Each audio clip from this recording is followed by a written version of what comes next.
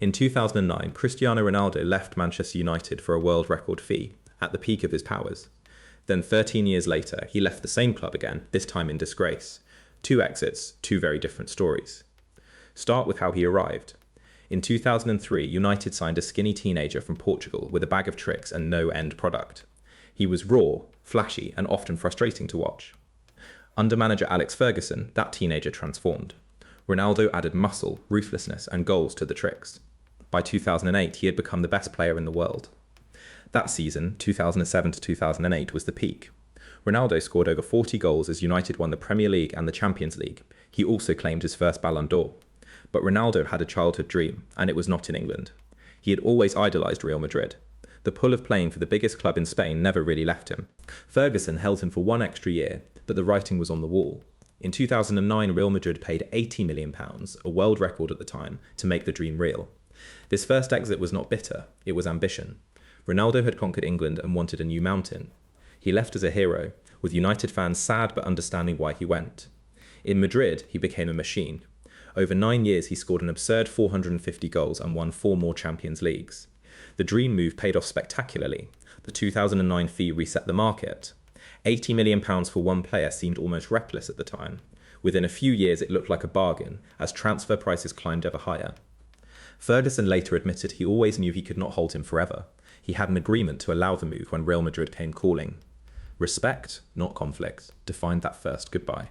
Fast forward to 2021. Ronaldo, now 36, made a shock return to Manchester United. Fans were ecstatic. Their prodigal hero was home, and hope soared that the glory days would return. He scored goals, as he always does. But the club around him had changed. United were no longer the dominant force he had left. They were inconsistent and often simply not good enough.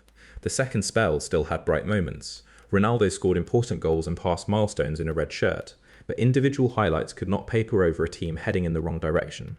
The fit was wrong. Modern football demanded high pressing and relentless running from the front. At 37, Ronaldo wanted to conserve energy and finish chances, not chase defenders. A new manager arrived and began leaving Ronaldo on the bench. For a serial winner used to being the centre of everything, being a substitute was intolerable. Tension built quickly.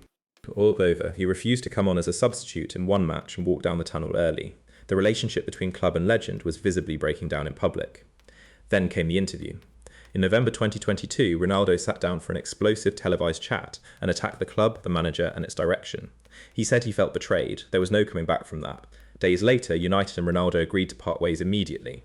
The hero's second spell ended not with applause, but with a quiet, awkward release. United, meanwhile, kept searching for the stability they lost. The saga became a symbol of a proud club struggling to manage its own history and its own stars.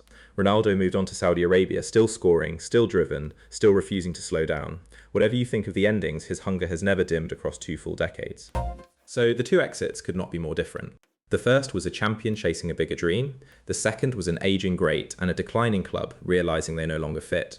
It is tempting to blame one side, but the honest picture is messier.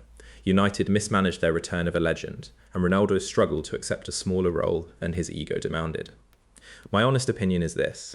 The 2009 move was perfect timing. The 2021 return was nostalgia over logic. Bringing back a hero rarely recreates past glory, and this time it clearly did not. There is a lesson in it about legends and time. A player and a club can be perfect for each other in one era and wrong for each other in the next. Timing is everything. Both departures now sit in club folklore. One is remembered with warmth, the other with a wince. Together they trace the arc of a legend across 2 very different chapters. So that is why Ronaldo left Manchester United, the first time to chase his Real Madrid dream at his peak, the second time because a legend and a fading club had simply outgrown each other. If you love football stories told straight, subscribe to Sportspoke so the next one finds you, and share this with a mate who would argue about it all night. And tell us in the comments which story we should break down next. We will see you with the next one.